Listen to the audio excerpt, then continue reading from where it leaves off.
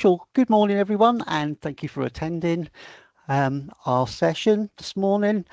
We'd like to welcome Sheryl, and Sheryl is our Autism and Learning Disability Lead here at Carer Support West Sussex, and she's going to be taking us through a presentation and talking about the work that she does and some of the support that she provides to, or all of the support that she provides, sort of like to carers who are caring for someone on the spectrum or with a learning disability. And over to you, Sheryl.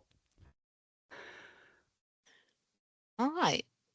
Hi, everybody. It's great to see you all. I think I have met a couple of you when I was in a slightly different role at Carer Support. So I've worked at Carer Support for I think 8 years now. Sorry. So yeah, I'm just going to do. I mean, Mike was very kindly said a presentation. There's only about 3 slides to be honest, but Mike, do we send out the slides to people afterwards? Because yeah, what I've done, see, is one of the slides. I've tried to do it in a way that there's lots of links on there and information that you can send out and share if you want to with other colleagues or patients that you might be working with. Yeah, I can see you're all from different surgeries. Do you mind before we start? I was just going to ask, do we have any, maybe just a show of hands? Are you all carer leads at your surgeries? Yeah, carer lead. I can't see some people, but that's fine. And do we have any social prescribers as well? Yeah. So, and anyone else, anyone different in a different role to that wants to? I can't see anyone on my screen, but yeah, it was just nice to know, really. I'm the care coordinator and the carer lead, so yeah, oh, okay. I do both. Yeah. Oh, that's fantastic. I should say as well, it's about 20 years ago now. I did work in a GP surgery myself for about 6-7 years in different roles, and yeah, I know things have changed a lot since then. Well, some things have changed and some things haven't. I know certainly the communication, the way things are triaged, the way people have appointments, that's all changed. But my son, he's 24, he's just started working in a GP surgery on the reception for the past 4 months. So I'm finding out, obviously he's not sharing anything he shouldn't, but I'm finding out all the different ways systems and things work now. So yeah. So yeah, I'm just gonna go must have through. Found it a shock, Sheryl, hasn't he?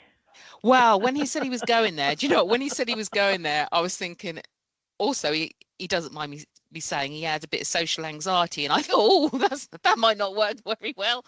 I thought, no, don't say anything, don't put him off. And actually, I think what he's saying is the people there are really lovely, they're really supporting him, and he's actually enjoying it at the moment. So yeah, so it's okay, but long hours. He has to do like he does full-time hours over 4 days, so he works shifts like 8 till 6:30 every day. So yeah, they do the same here, Sheryl. Yeah. Oh, I think it's nice to do the 4 days actually.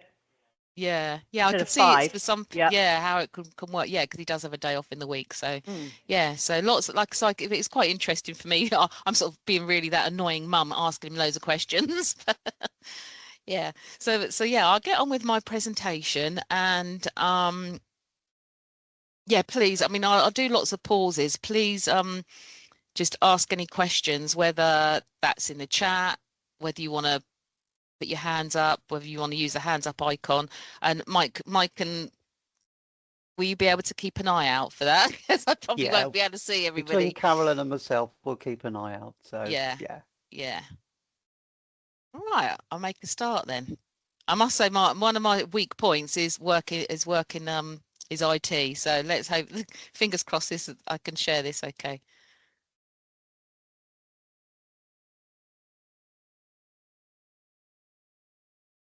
Right, that looks okay to me. Yeah, we can see it. Okay to you, Mike?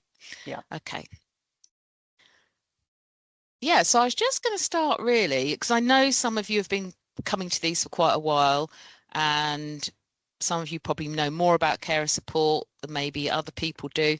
So I was really just going to start with a general reminder really about our services for all carers. So that's, not necessarily caring for someone with a learning disability or who's autistic, but caring for anybody. Yeah, and I guess I just want to say, just take away from it what you want. And I appreciate that some of you, the information you know already, but hopefully for everybody there'll be something new that you can learn from today.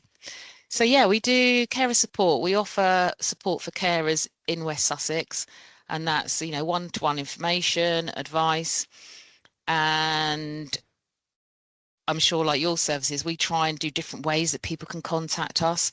So we can support people through the phone, web chat, email, face to face.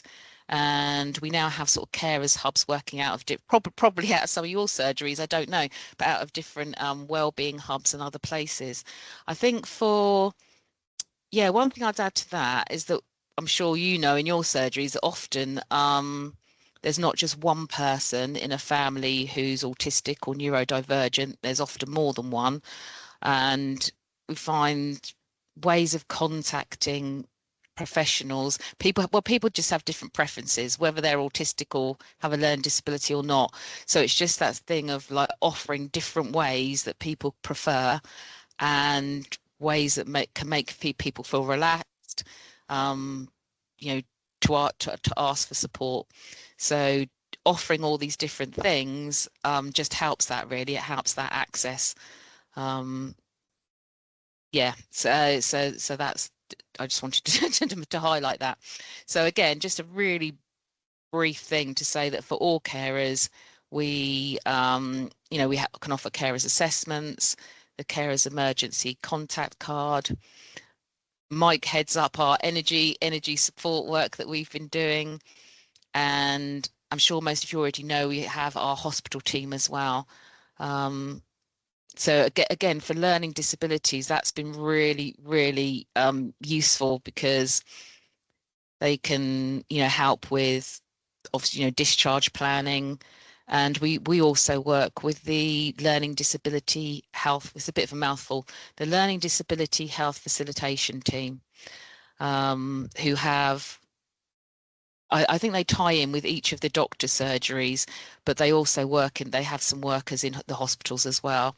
So if we know that someone, either the person with a learning disability is in hospital or the care is in hospital, then we can sort of help that conversation between people. We also have our check-in and chat service, and again, I've mentioned locality hubs again there. And we have a lot of groups as well, because one of the key things, whenever we do these surveys for carers, one of the key things that comes up is feeling isolated, and just being able to be in groups with other people in similar situations, they just find really helpful.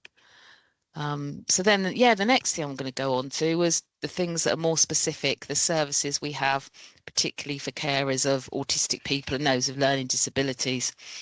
So what we do is I facilitate some groups that are online. Pre-COVID, they used to be face-to-face, but we now do them online. And one of the reasons for that is carers can still go to our other groups that are they're usually called like open to all groups. So, but when carers go there, it does tend to be the majority of carers, and you might find that, I know some surgeries have their own carer groups, that if you go to a group that's for all carers, the majority of people are older, or they're caring for an older person, or maybe someone with memory problems. So our learning disability and autism carers have said that they wanted something that was just for them, that they felt was more relevant. Some of them do go to the other groups as well, but they like to come to our online groups, and doing it online means we can offer that to everyone across the county. So we have those. I should say, on the next slide, some of the other slides, there are the links to our different web pages and information so that you can share it. But we fairly recently, all the groups used to be in the mornings, daytime. But in the past year, we've started offering some, I've put evening, but it's like 5:30.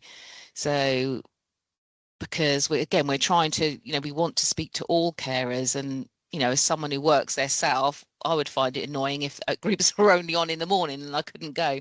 So we're offering those at 5:30. So I've got LD and autism, and I should specify, we know that is different, and the groups are different. So are the learning disability and autism lead, but we have separate groups. We have one for learning disability carers, and then we have one for carers of autistic people. Although we do know that I can't remember the percentages, but it's quite a high percentage of people with who are diagnosed as having a learning disability are also autistic. Yeah, but we do the group separately, and at those groups we often have speakers come into the group, and we have had social prescribers before come into the group talking about that. We've had people from the wellbeing services. We've also had we've had people come in from SPFT, particularly when they were doing some work around learning disability and dementia. The wellbeing service, sometimes people come because they obviously to share their information, but it is a two-way thing. The wellbeing services were looking at how they could improve access for people with learning disabilities. So they came along to our group, and it was really good actually, because I think that thing about information is you need to keep doing it, because I forget things, people forget. So the wellbeing services, it was a real reminder to carers that service was there, and that, you know, and services change all the time. They might have new things they can offer. So they came along to the group and were able to, you know, update people on what was happening, but also they could hear the experiences of carers and the people they cared for, and where they might have come across some sort of barriers to getting that support. And I think I've got something about that on my next slide a bit more. So yeah, so we try and get speakers to come along, and usually it's feedback from carers about what issues they're struggling with. We also do quarterly newsletters. I think I can send it on, you can find that on our website. I can't remember if I've put a link to it.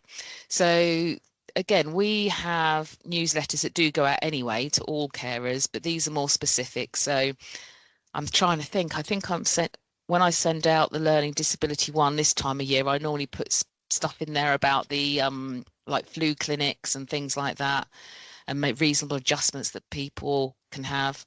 And that was invaluable, I think, during COVID, when there was lots of information coming all the time and changing all the time. The newsletters meant we could keep people, you know, really up to date. And we can also often put in things around like easy read information, health information. Obviously, it's not all health information. I'm just highlighting that because I know that's all the area that you work in. So yes, we do those. And I've also put on there that we have specific web pages, and I think I've got the links for those on the last page.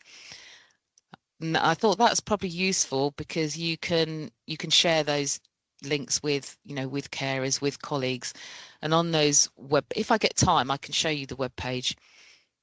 If you go to it, it would tell you all of the online groups that are coming up, events that are coming up, and it also has links to other useful organisations as well, like the Learning Disability Health Facilitation Team, and like MenCap, think people like that. So yeah, and then this year we actually launched a learning disability toolkit. So it is for carers, but there's lots of information on there that can help them when they're trying to find support and services for the person they care for. Because that's one thing across all our carers, but often when carers contact us, then one of the main reasons they're contacting us is because they're maybe concerned about the person they care for, and they're trying to look for support, whether that's for health or social care, or whether it's sort of activities, employment, something like that. So the toolkit has got some sort of basic information, but it's got lots and lots of links to all sorts of different organisations. So that might be of use to some of you to share or have a look at. Although I would say, I'm sure you're all aware, services do change quite frequently in West Sussex. So it is, you know, trying to keep on top of those different changes and services. I've put the behaviour support network just because I don't know if anyone ties in with them, but it's sort of a joint thing between West Sussex, Sussex Partnership, and our organisation and West Sussex Parent Carers as well. And they do an online event it's about 3 or 4 times a year now. It's often a lot of care providers that go along, and the presentations are on different topics. It might be, well, usually around some sort of challenging behaviour, could be around mental health. And once a year we do a carer focused one. So I get feedback from our carers about, you know, what things they want to find out about. And this year we did, it was like top tips for carers, and it was things around communication, you know, where to find support. Yeah, and I think one of the things that comes up when we go there is whenever it's mentioned about people are concerned about changing behaviour of the person they care for, the first thing, you know, the experts advise and we advise is, you know, is it a health issue first? You know, maybe to go and get it checked out. So, and yeah, something else that's been really successful in the past few years have been PAPA workshops. So that stands for, I've put it in there, Positive Approaches Partnering Autism. So it's a set of 6 2-hour workshops. And it's, well, we do it with, they're called Neuroprosperity. Some of you might remember it as an organisation called Alongside Autism. So we have 2 of their workers. One of them is a counselling psychologist. The other one's a developmental specialist practitioner who both have had years of experience working in that field. And so the carers can sign up for that online, and they're on Saturdays. Again, that was following feedback from carers about when they could come for that length of time. And it usually covers 6 different topics. One is like an overarching one, like understanding autism, and then there's one, I'm just looking at my notes here in case I forget. So there's one all around communication. There's mental health and anxiety, relationships, change and transitions, and sensory issues. And I go along to those as well. And I've got to say, I think it's really good because we know what we know about autism and other neurodivergent conditions is just changing all the time. And we seem to be getting a lot of new information in the last few years. And yeah, it's just a place that carers come together. They can, there's a presentation, but there's plenty of time for them to ask questions as well. And the feedback we've had from that has been really great from carers to say how it's helped them to understand autism a little bit more, and also understand how they can support the person they care for. Yeah, and it is like, and just tips really about what they can do to help in different situations. So yeah, I think we've got some more starting in, haven't got the exact dates, it's starting in March next year. So most years we've done it in sort of springtime and then autumn time, trying to avoid all the summer and school holidays because people are busy with other things. So Caroline. Yeah, I'm just reading through the chat. Thanks, Cheryl. Helen at Meadow Surgery has asked, are the PAPA workshops online or face-to-face? They are online, again, because we're covering the whole of West Sussex. Yeah. So was there a reason what a particular reason why you're asking that, or just not particularly? It's just that obviously West Sussex, it's a large area, so if it was going to be face to face, it was knowing whether it was going to be accessible for our carers or not. So online is great because it makes it easier for everyone to. That's the only reason I ask. No, that's fine. And we know that some people, like I mentioned earlier, a lot of the people, it is generally parents, sometimes it's partners, sometimes it might be older siblings, but so a lot of the people that come do have different neurodivergent conditions themselves. So it is really, we try and make it very accessible for that. We have a general policy where if we have online groups, we want to see people, check who they are. But if someone really struggles with that, then there are ways around that. I can see them before, I can see them before, and we can then allow them to have their camera off during the session. So I just wanted to mention that there are different ways around that.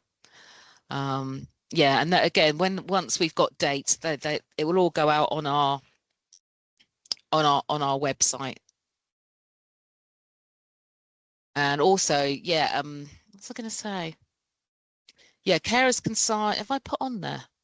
The newsletters we have, carers sign up for those. So if you do know any carers, it's worth just saying to them to try and sign up for our newsletters, different newsletters, because then they'll get the most updated information and can book on. Sorry, was there any other questions around that I've missed, Caroline? Not at the moment, no, but if anything pops up in the chat, I'll let you know, because I know it's difficult to multitask the brain and watch everything. So I'll keep an eye. Thank you. So there's those. And then I've also put at the end, we try and do something during this different awareness weeks. So Autism Awareness Week is usually the first around April time. I think that when the Autism Awareness National or International Autism Awareness Day is the 2nd of April. So National Autistic Society used to do their Awareness Week or Acceptance Week. It changed to Autism Acceptance Week for around that time. But I know the last couple of years they've done a whole month of Autism Acceptance Month. So so we try and do something then. And the Learning Disability Awareness Week is usually it's usually a week after Carers Week. So it's usually in June sometime. So for example, this year I haven't got anything definite plans, but we're hoping to do something in Worthing with the Werther and Aiding Connect service. It sort of used to be called My Network. Some of you might be more familiar with that, but that network now contains its Worthing MenCap, Guild Care, I think it's Ferring Centre, and I've missed something else off, but I can't think of it. But we're hoping to do something, invite carers along, maybe if we've got a venue in Worthing, so they can come along. Because that's another feedback we've had is, yes, they meet online, but they would like to have maybe 1 or 2 events where they can come along in person. So we're hoping to do something like that. And I haven't thought of anything for Learning Disability Week yet, but I'm sure we'll do something for that. Has anyone got any other questions before I move on to the next slide?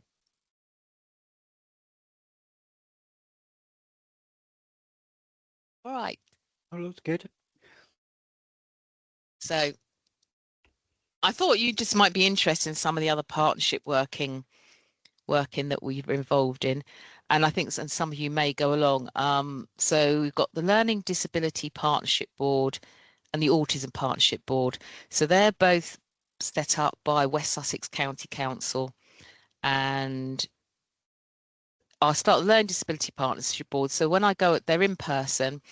So I go along to that, and there are a lot of people with learning disabilities that attend that. There's a lot of people from the self-advocacy groups that attend, and usually they cover a different topic each time you go. Often, I think at the moment they are looking about like day services, they're going to look at that again. So it's a way of the West Sussex presenting what they are looking at, and then they get feedback from all of us that are in the room. So it's a really good way for them to, you know, find out what people are thinking, what their views are. I think for carer support, it's quite important because we're there to make sure carers' voices are heard.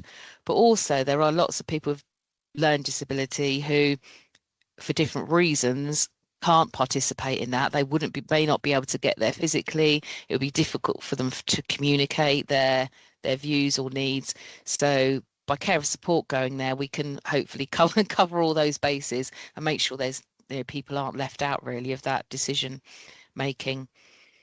I think, although obviously carer support, we're not all the ones making any of those decisions, but you know, with us going and carers, it's quite a good way of sort of influencing things as much as we can. And yeah, the Autism Partnership Board, that's online. They have tried to do it like a hybrid thing, but it hasn't always worked that well, to be honest. And last year I was involved with they're now developing an all-age autism strategy for West Sussex. So we were involved in the steering group for that. But yeah, I'll be honest, there's some really good things in the draft policy, but it's sort of on hold. It's waiting to be approved by the council. And I think it's now going to be discussed either December or January. But we're hoping from that there'll be there was a lot of things in there around all different organisations working together, really, and a lot of stuff around mental health and things like that. So yeah, we're involved in that.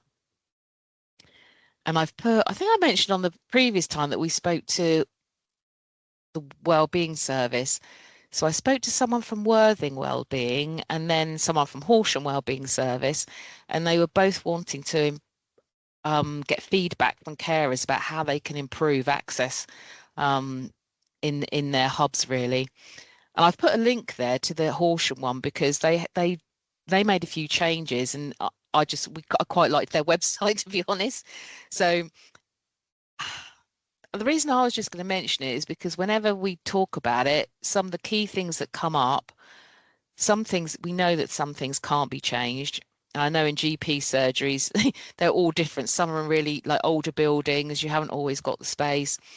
But some of the main things that come up are around just carers and people knowing what their options are for getting into the surgery, knowing about like accessible parking or if they can get a wheelchair in. What Horsham did is we said, could they take some like pictures of their building? And I think they've even now they're going to do a video. We said it might be if they can. So they've got, if you go on their website, it's got like the picture of the building from the outside. It's got the picture of what people will see when they come into the reception, and they've listed on there the different sort of reasonable adjustments that people can ask for, because it says like they now are offering. They can offer a lot of like phone support. They can have like a quiet space or a quiet room. So just those sorts of things, really. And then we also work, like I say, I've been doing work with MenCap for quite a few years now, and Guild Care, and also lifelong services, because many people with learning disabilities and some who are autistic are known to lifelong services. So I'm trying to think some of the other things we did. Yeah, we've done stuff around learning disabilities and dementia. I'm trying to think, well, I think we did some other stuff with lifelong services. Usually it's when they're changing their services or implementing something different. But we helped with the new learning disability and dementia pathway, and writing all the leaflets and that, and for those. And Sussex Partnership, yeah, we've been involved with STOMP, so that's, you know, stopping the over medication of people with learning disabilities and autism. And actually, I think one of the pharmacists, we used to have a special STOMP pharmacist, LD pharmacist, and she came along to one of our groups. And yeah, I've also put that we've done some work around promoting. Oh, sorry, I'm waffling. During COVID, we became involved with the LEADER project. So that was like learning from the lives and deaths of people with learning disabilities. And there was a lot of work around like promoting annual health checks, which I know are done at the doctor surgeries. So we worked quite closely with the health facilitation teams around that. And I think on the next page, I don't know if any of you have received it yet. I just saw something ping up to say that recently Wes Streeting and MenCap, I think, jointly sent a letter to all GP surgeries about annual health checks. And I think within that, they've got like an easy read version of that as well. So yes, that's something that we're probably would include in our newsletters. I've just put chat. That is a project we did. We started it before COVID and then we carried on. It stands for Carers and Health Together. And that was mostly tying in with the learning disability services at SPFT. And we actually created an e-learning, like an e-learning module for staff for NHS staff who regularly see people with learning disabilities or autism and their carers. And it was just about how they could get the best out of every sort of contact. So yeah, we had some of the nurses were in the video. It was filmed in their room, and with one of our carers. And yeah, staff can do that. It is actually on hold at the moment because our learning platform's being updated. But yeah, that's something that people can do if they want to. I've put a link here because I know some of the stuff I've been talking about. Again, I'm sure Mike's already mentioned it, but on our webpage, there is a page for professionals. And on that page, you can sign up to our newsletters, but you can also refer carers with their consent, because we know that some people, obviously carers can self-refer, and a lot of them do, but some people may prefer for someone else to do it for them. So you can refer. Is there any questions before I go on to the next one? I'm just looking in the chat now. Can't see any on there. Let's just double check. Can't see. No. No. Okay. Go on to the next one. So I'll see if I can do some of these links while I'm here. So yeah, so I've just put this as one page, so if you think, oh, I think that was mentioned, you just got the links there that you can look at or share. So that's our home page for carer support. The next one down lists all our different services, because again, our services sometimes change as well. But then, yeah, if I just click onto this one, the Learning Disability Carers webpage, and I'll see what happens.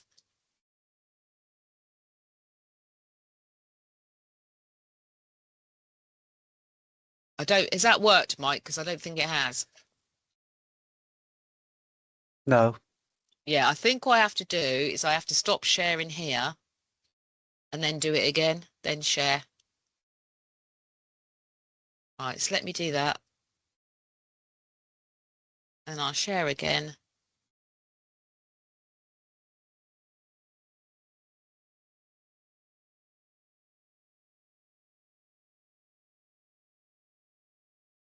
Has that worked? Yay. Yeah. Yep. So yeah, just to say, if some people don't know, if you're on our main website, if you're just on our main web page and you want to find out anything, not just about LD, say you've got a carer caring for someone with dementia or a drugs and alcohol problem, you actually scroll all the way down to your caring role, and then you can pick whichever sort of caring category someone's in, and that will take them to that web page. So I'll go to learning disabilities. I'm just showing you because if you're like me, I like to see things. I like to see things how they work.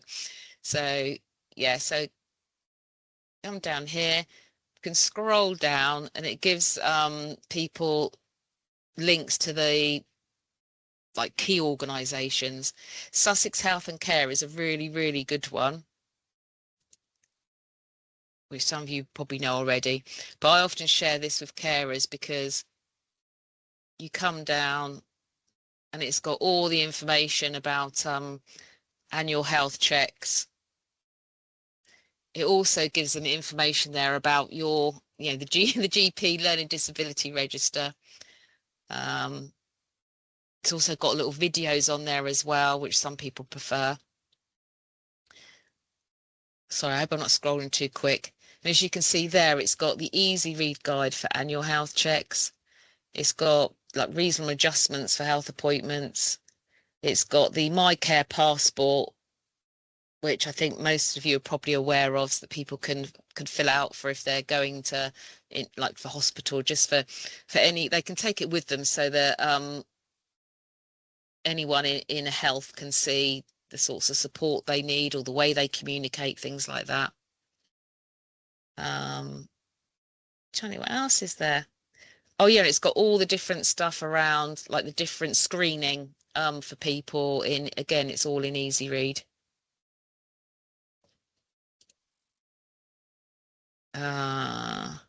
Yep, so it's got a whole that joining, yeah. So yeah, so I often use that one for people. Trying to go back now. Right. So yeah, so people can click on that. They've got the information from MenCap. If saying about the POPA workshops, I know some of you are asking about that. Most of our groups and workshops are for people that are registered with us. But if they're not registered for us, on pretty much every page you go on, there's a button to say register, and people can just register online quite quickly. And then it tells you there, it's got the most recent groups that are coming up. And again, it's just got a whole load of organisations here. The community hubs, like I say, we used to have a service called My Network, and it's basically sort of day support and different services that are commissioned by West Sussex, but that's now, it's just changed, and they tend to call them community hubs. So I've just listed there the different areas that you probably work in. So you've got Arran and Chichester, Ada and Worthing, Mid Sussex and Horsham and Crawley, and it's got the links there to the people that are providing support in those areas for people with learning disabilities and autism. Then I've got things like the Carers Health Team,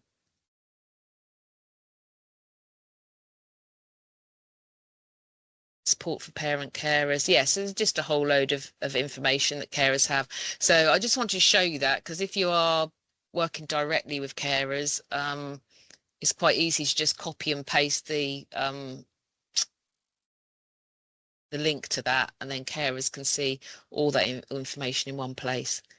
I'm just going to click on the Learning Disability Toolkit so you can see what I'm talking about. So we tried to do it. I wanted it to be done in a way that carers could sort of download it and print it if they wanted to. So yeah, I'll just sort of show you that. So it's got a whole list of contents there. So it's got some just basic things there. Just scrolling down quickly, like planning for emergencies, and then it's got the links for that. So yeah, I've got links there. It's like again, the My Care passport, sunflower lanyard, which many of you might see.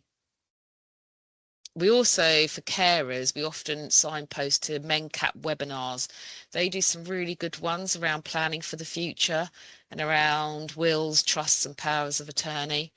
So those are in the toolkit.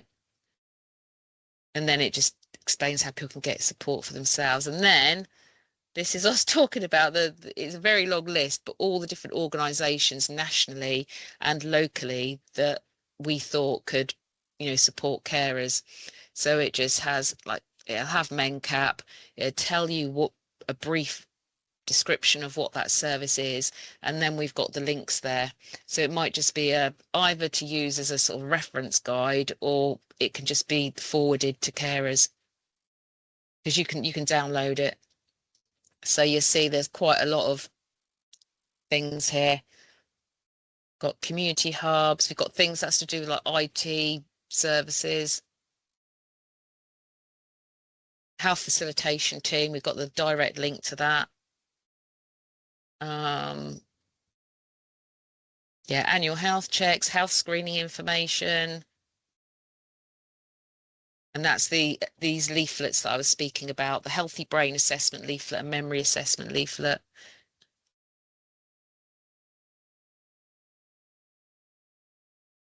I should say also, for parent carers, most of our online groups are for adults, carers of adults with learning disabilities and autism.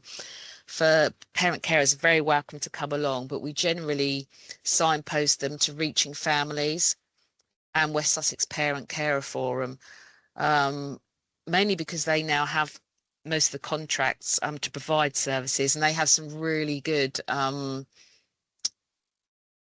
sort of training or webinars, all different events for carers that are really related to children. And they have, if some of you haven't seen it, it's called Making Sense of It Guide. I can't see myself now, so I don't know if you can see this. So that Making Sense of It Guide, this is the hard copy. Can you see it? It's really, really thick. Yes, yeah. It's got about, I can't see it, 300 odd pages in it. And it's got a massive directory at the back, and it honestly really does cover so much. So Making Sense of It All, from birth to adulthood, a guide to special educational needs and disabilities for family in West Sussex. And I know lots of professionals, social workers, loads of people use that as their sort of Bible really for services. But yeah, it's online to download. I think if you want a hard copy posted, you might have to pay a little bit. I'm not sure. So yeah, I do always recommend that for anyone working with families or any families. Yeah, and then I've just added on just those things that I forget sometimes, to remind people about. You could apply for a blue badge, or you might be able to get a disabled person's rail card and bus pass.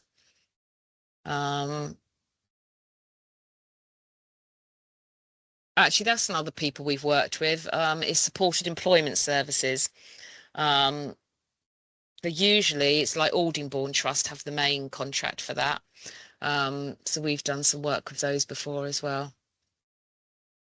And then I've also put in there, again for parents, I've put in the links for the short break and respites, under children's services. Yeah, I could go, but that's just to give you a bit of a view of it, really. I'm just gonna stop sharing that.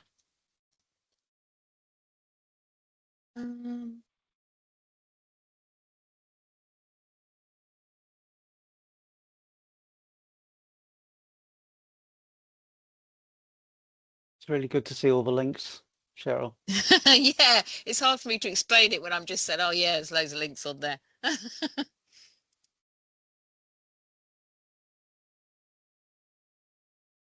Yeah, I think the only other thing I haven't really shared with you is the autism webpage.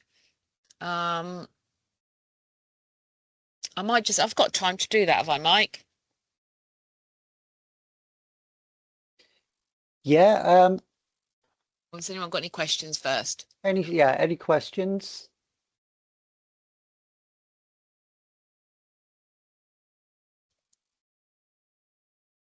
No questions, just to say thank you very much for that, because that's really helpful for me, actually, because I work alongside the inviting their LD patients in as well. Oh, okay. Another little string to my bow. So yeah, this is really great. I'm going to share it with the whole team, actually. So it's really quick and easy links on the website and carer support website. So thank you. No, but that's why I did that page, because that's what I'm like. Because I go to like a talk and I'm writing down loads of notes, and later I'm like, oh, I know someone told me where that was, and then it's like takes me ages to find it. So yeah, I'd say that, I don't know if your surgery emails carers, but even if they can have the the link to the whichever page is relevant to them, or just that whole page really. Yeah, It's really good and easy. Oh, thanks. Thank you. I'm just gonna, like I say, I'll have to stop sharing and then share again to get to the autism webpage, but it won't take me long now. You're doing well, Sheryl. We've got about another 10 minutes, but yeah, you're doing really well. Thanks, Mike. No, fantastic. Right. Okay, now I've got to come back to you, share again, and we'll be there. I hope.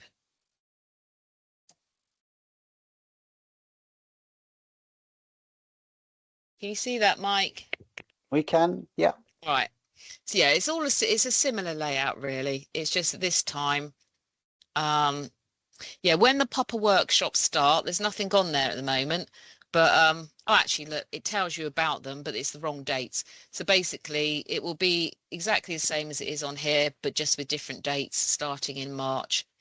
So when it happens, people will be able to just book onto those. They can book. They say we recommend they book for all 6 sessions, but sometimes that's just impossible. So if people just want to book on for one of the sessions that's most relevant to them at the time in their situation, that's fine too. So those will be up. I think they'll be ready for people to book from January. So they'll be starting in March, but they should be on the website from just after Christmas. Well, I'm going to do it when I come in between Christmas and New Year. I've blocked off some time to sort that out while it's quiet. So yeah, so that's where they can do that. And yeah, they will come up under here as well, but at the moment that's just the autism online groups. And you can see here the one in December is actually at 5:30, and then there's usually 2 that are during the day, and then another one. And it's similar to the other one, but yeah, I've tried to list things that are local, like Autism Crawley, Support Crawley they're good because they do face-to-face groups. So if anyone lives in that area or can get to it, they have some really good groups. And they have some groups for men as well, caring for autistic people. And then we've got Aspens, Audingbourne, Autism Central. That has some really good support for carers. So I haven't done a toolkit for this yet, but we're sort of thinking about how we're going to do that. There's stuff around, obviously, around mental health as well for people. Just again, lots of different links for people there. So I'm going to stop sharing. I am going to just share one more time just to go back to that last slide.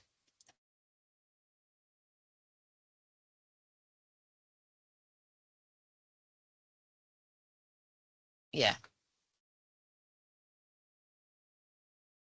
I was going to go onto the professionals page, but there's not that much on there. You'll just be able to see on that professionals page, you can just see how you can sign up for things and how you can refer carers to us.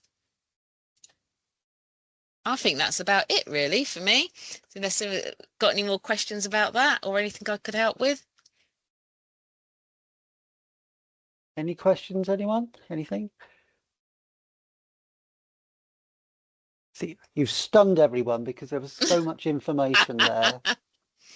That was fantastic. That was really good, the information. And when I initially had the conversation with Sheryl about coming to do the talk, she said, I'm not very good at doing these sort of talks and things, but she's brilliant. She's fantastic. So you should never worry about that. You were really good, and you were able to provide us lots of information. So you should be proud of yourself for that. Can I just ask a quick question? Sorry. Yeah. Will the slides be sent out after, just so that we can have, save those links as they are on there? That'd be really helpful. We can send them out. I can send them out in an email, but they normally go onto the website when they're uploaded, when the video's uploaded with all the other videos on there. But they will be. Perfect. Thank you. But Yeah, definitely will be shared. Thank you. Just checking if there's anything in the chat. About a here. It was brilliant. So that's brilliant. Oh, very useful you, information and links. Yeah. Oh, that's lovely. That's lovely sort of to get that. How do I top that sort of when I start talking next? So just Sheryl, you're welcome to stay. We've got about another half an hour, if that sort of left of our meeting. So you're welcome to stay if you want to sort of listen to the rest. Or yeah, I will do if that's okay. Because it's like I say, it's very useful for me too.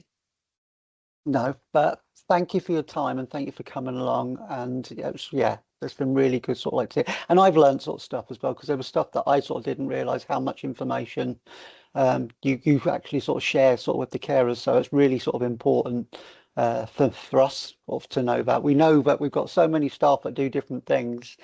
And you forget, don't you? You forget what people sort of do, because there's so many different projects and work streams at carer support. It's hard to remember what everyone does, and sort of like the minor sort of not minor details, but the extent of the work that you do to support carers, particularly with the pupper workshops and that, which is really popular. And I know that you've got some more. Is it January time sort of coming up? There'll be you can book from January, but they'll actually be, you can book for March, because they start hopefully, but they will start in March. I just haven't got exact dates. Okay, that's lovely. I'm going to turn my mic off now, Mike. Yep, no problem. Okay, I'll just stop you sharing. Unless you're able to stop.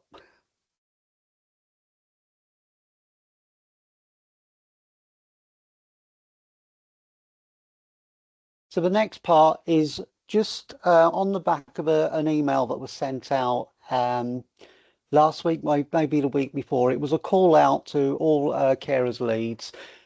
Just a reminder to say that Caroline and myself are still here, still doing baseline reviews, and that we are going to be making some calls round to surgeries to update sort of like our records and find out sort of where you are sort of in the support that you're providing and setting up with your surgeries to support carers. I've done a little slide sort of a presentation, but it's going to be nothing like Sheryl's. See that comment? Oh, lovely. Looking forward to seeing you. Oh, thank you. Thank you, Sandra. Oh.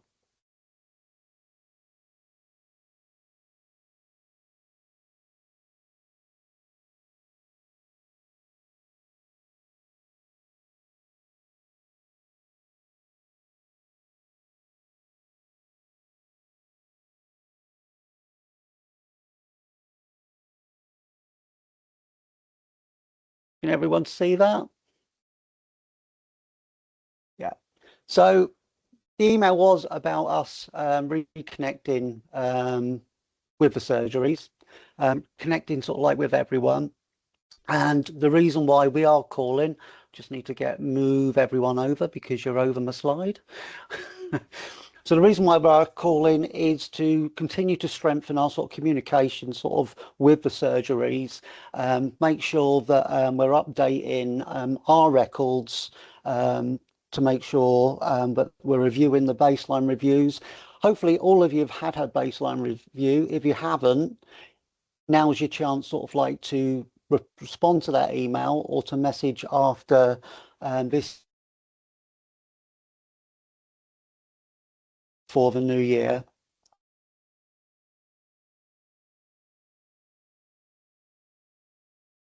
Can you still see it, everyone? Yeah, we can see it, Mike. That's all right.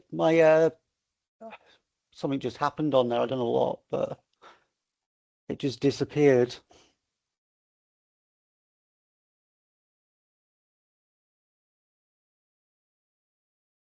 So one of the other things will be sort of for us, to come out, or to telephone, to either arrange a visit or to have that telephone conversation to make sure that your literature is up to date. We are actually sending out some mail outs over the next sort of week or so with our winter sort of information and some of our leaflets, but to make sure that your boards are up to date.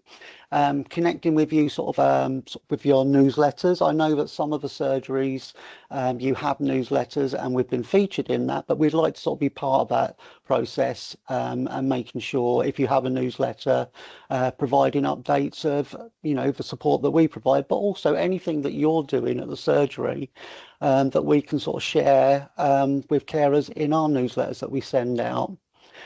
Making sure that you actually utilise the carers, the primary care toolkits that we have, and look at the information on there. If there's anything that you need to access on there, just remembering to like to check the primary care page and checking that the information is on there. And we can help you. We can help you develop protocols. We've got some examples on there.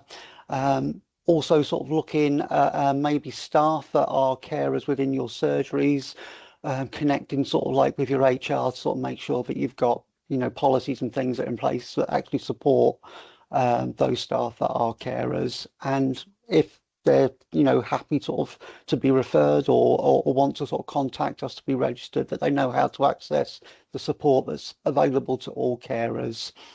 Also, by connecting with you, it's also going to be refreshing sort of the records to provide evidence and support for the sort of CQC sort of compliance, and demonstrates the progress, which then sort of works towards you may remember us talking about the window stickers and the little badges that we were doing, just to make sure that you sort of get to that stage for us to actually say that you have been working really well with us to support carers.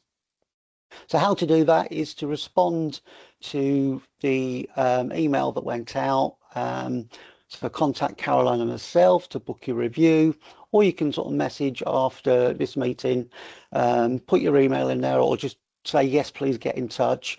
We are going to be making a call sort of over the next sort of a couple of weeks leading up to Christmas. So if that's okay, we'll be contacting you and arranging our sort of meetings for the new year. And just a little extra sort of request that was mentioned in the email is just to remember to invite us invitations to carers events. So we do get invited to your carers sort of coffee mornings or coffee afternoons. But if you've got any other events that are taking place, where possible, we'd love to sort of like come and attend as many as we can do. And Caroline and myself, we work on the Carers Energy and Wellbeing project, and a number of surgeries are already working with us for our Carers Energy groups. So if you want to sort of find out a bit more information about that, and maybe you want to sort of like start up your own sort of Carers Energy group working with us, that's where we have sort of the community sort of collaboration and sort of working sort of in sort of carers events, and also other sort of community events where we've got different health partnerships, social care partnerships working together that can sort of promote the extra support for your patients and carers. So that was just my little piece on there. So just be prepared sort of like to get a call from Carolyn and myself over the next couple of weeks. And yeah, we look forward to sort of speaking to you and hopefully coming out to some of the surgeries as well, sort of in the new year. All right. I shall pass you over to Anna. Hi everyone. Just checking, does anyone have any questions for Mike before I start banging on? Nope. Okay. So we've done a lot of talking, and now I know it's not a natural thing that we do on these calls, but we would like to get a little bit of intelligence from you guys if possible. So If we end up with tumbleweed, that's fine. But otherwise, if you're happy to engage in the conversation or pop your comments in the chat, that would be really helpful. I'm just gonna, because I am one to wander off, I have quickly, oops, that's not what I meant to share at all. That's our standard thing. Let me share my screen instead. I did put it onto a PowerPoint so that I don't forget what I'm talking about. So basically, we wanted to have a little chat with you about flu vaccinations. We're right in the middle of flu vaccination season, and we work quite closely with the Integrated Care Board, and there's a carers lead there, and they get data down from NHS England on who's taking up flu vaccinations. And they approached us last week, kind of talking to us about our thoughts on carer flu vaccinations and why there might be issues around uptake, because the stats at the moment are not necessarily looking that encouraging, not just in Sussex, but from a national point of view. And it just, because we did happen to have this meeting today, I wanted to ask you guys for your general feedback, and gather a bit of knowledge, because I don't have it already, but get your general feedback on how you think it's going for you in your surgeries around carers and flu vaccination, and whether or not carers in your surgeries are coming forward, if there's any issues or confusion around carer vaccinations, around eligibility from either carers or staff, and also just if you're, for example, there's a large cohort that will be over 65 that will already be eligible for a flu vaccination. So whether or not you're inviting that cohort as an older person population, or if you're inviting them as carers, and in that instance, how would that be recorded anyway? Would it be recorded as a vaccination for both someone who's over 65 and a carer, or just as would a prominent recording be that they are over 65, for example?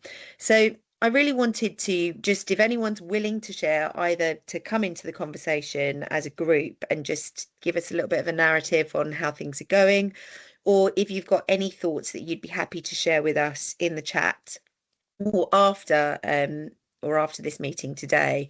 But it would be really useful to get some input from your experiences in the community of West Sussex in particular about general feedback. How is it going, engaging carers in flu vaccination season?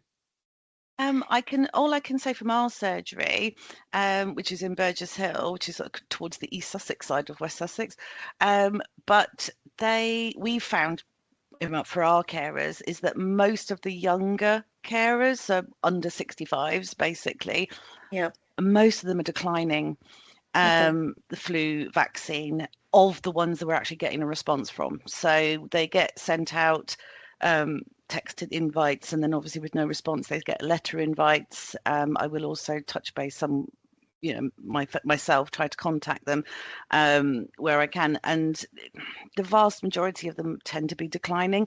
That number drops dramatically when it goes to the over 65s. They're more likely to say, yes, I want the vaccination, although the numbers are still lower than they were last year, but there's still a higher proportion of them that will say, yes, I'd like the vaccination, and we code them as both over 65 and a carer, so they'll get an automatic invitation anyway, and then when they're coded, when it's actually put that they've accepted, I think it just updates on both to say that they've both a carer and over 65. But we've definitely noticed a lot of the younger ones that fall below, especially below 40, they don't seem to be that bothered about having their flu jabs generally. So that's really our really interesting. Notice, yeah. And Helen, do you invite your full carers register? Yes. When you're anyone who's coded as a carer is automatically offered a flu jab. Okay, fabulous. That's really, really interesting. And if it isn't annoying for you, Helen, do you mind if I just pop you an email after this and just ask for that as that would be really useful for us? Thank you very much. No problem at all. That's brilliant. Is there anybody else that has had similar or different experience in how they've tried to engage carers for flu vax this year? Anna, there's in the chat. Oh yeah, I can't see it now, unfortunately. Yeah, it's okay. Leslie mentioned that sadly carers and frontline workers didn't get flu or COVID vaccinations this time. I just sort of said, was it because of the age? And then Jeanette had said the numbers are generally low in all categories for us at Maywoods. So it seems to be low a general around. trend. Yeah. Thank you. Leslie, do you mean care workers? Because carers are definitely eligible for the flu vaccination, but not for the COVID vaccination.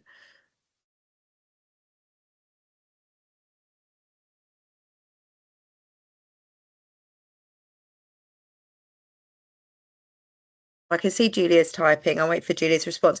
But Leslie, just if it's useful for us to share that the eligibility criteria, carers are eligible for the flu vaccination, not for the COVID vaccination. Sadly, frontline workers and care workers are not eligible for the flu vaccination this year.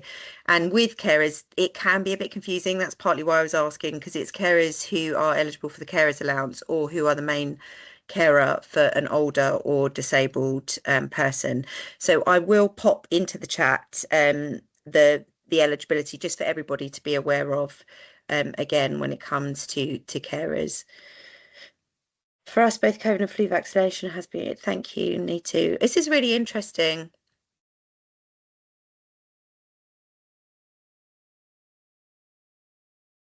Julia, you must be writing a long message for us over here. I'm not at all, but it's just not working for me. So, but it's coming. I've given up typing. Yeah. All carers got an invite with our practice, but I am not sure of the uptake specific to carers. Yeah. But I think something that we've noticed a lot is because COVID wasn't being administered at the practice, that a lot of people went to pharmacies and got their COVID, got their flus there, and we're still getting trickling of notification of the flus if it didn't go. Like we've got some little pharmacies that done it. So I think that made a big difference that people weren't able to get both in the same place. Okay. And that's like, interesting as well. I didn't actually know that. So for your surgery, was it the pharmacy that was administering the... So Alliance for Better Care did the COVID clinics at Clare Hall for many years. That closed last year. So they have rented space they actually rented space in our practice on a Sunday, which limited uptake because a lot of people didn't want to come on a Sunday. They've rented space, or people have been going to pharmacies for them. So you book your COVID jab online. Some people may be getting their flus there. But I haven't thought to look on the carer uptake, to be honest. So I might have a look at that later. If I find anything, I can let you know. That's really helpful. Thank you, Julia. Appreciate that. Thank you. What I might do after today's, I'll pop just to those that attended today's meeting, I'll just pop a little circular with just a reminder of the eligibility, which I know you're aware of, but just a reminder. And then if anyone does want to reply to me with any feedback on those points, that would be enormously welcome. And I'd just like to feed it up because that's it's an issue when the Integrated Care Board do get data, but there's no intelligence that sits around the why of that. And I know they've gone quite hard on some of their sort of comms this year, but they're still not seeing the level of uptake that perhaps they would expect. So it's really useful to have this kind of intelligence that sits around random numbers, essentially. As a carer, we would invite them. But as Julie said, we did have the same with where some people had COVID and flu together. So can I just check then, for all surgeries, was that a universal thing that COVID was offered off-site? No, we did ours at the surgery. Okay, grand. Thank you. Okay, that's been really, really helpful. Then the only other thing I just wanted to run by you, thanks, Jeanette. I might pop that into the email. Just it won't be a long thing asking for lots, but I will just ask 2 questions, and if anyone does have time to just pop me a paragraph back. Really interesting. That would be really useful. Thank you. The only other thing, Mike alluded to it in his presentation, but separately from our primary care work, we're looking to embark on a small project. Martine, do you want, before I switch subjects, do you want to say? Yeah, we have a team actually who runs the vaccinations. I just got a reply from Chloe. It took a while. We had quite a good uptake. 79% for over 65, 65% between 18 and 64. So not bad. Not bad, no. I know that's really interesting as well, because I wonder, you know, what the different play out in the demography is, or if it's, I guess that's against your total, because that's one of the things they were asking us about, is that's against your total carers register. I can ask for that if you want to know the number of carers really that useful, took it up. That'd be great. She's got that. I'll let you know. I'll come back to you. Brilliant. Okay? Thanks so much, everybody. I really appreciate that and that quick chat through. Yes, the only other thing I wanted to kind of just sort of give a nod to is next year, probably March time, we hope to initiate a small employer focused project. So that project will look at all small to medium sized businesses and just check in with them on, have they got the carer friendly workplace established? So have they got a carers policy in place, which many of you will have already kind of engaged with the concept of through the work that we've done in primary care? But do their carers, do their employees who are carers have an understanding of the fact that they are carers, what support and services are available, how they could connect to wider support and services? I'm just going to share my screen again, because I just wanted to check in with you guys.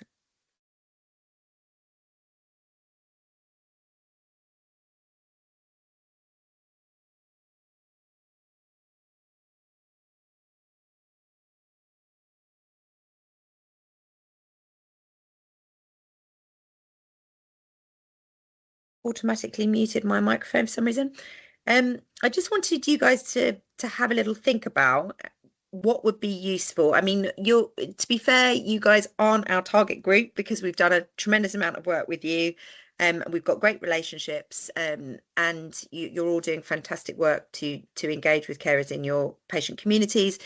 But you are also small to medium or big businesses yourselves, and so we're aware that you will be any support we offer in this environment would also be available to you guys. And we kind of wanted to just get a sense, again, not for this, maybe I'll follow up after with pop it into the email as well, but just for you to think about what kind of support would feel useful to your staff who are carers.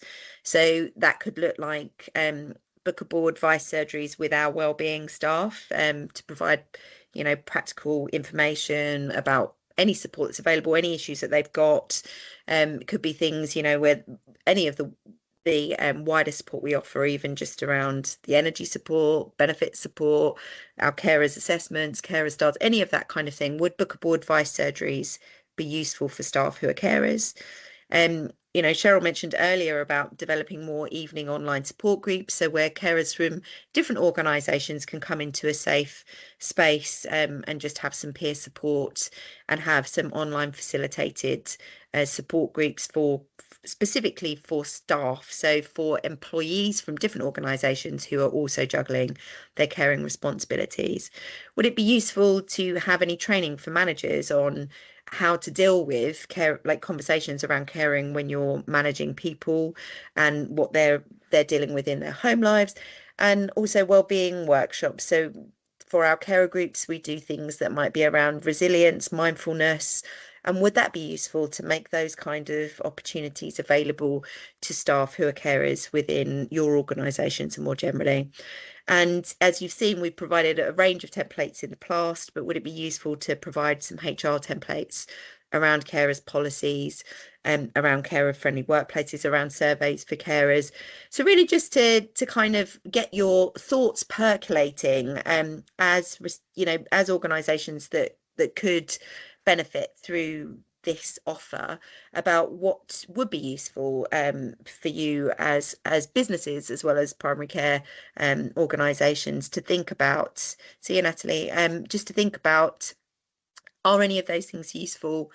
what other things might be something you would be interested in as an organisation who will have or will at some point have staff who are carers themselves.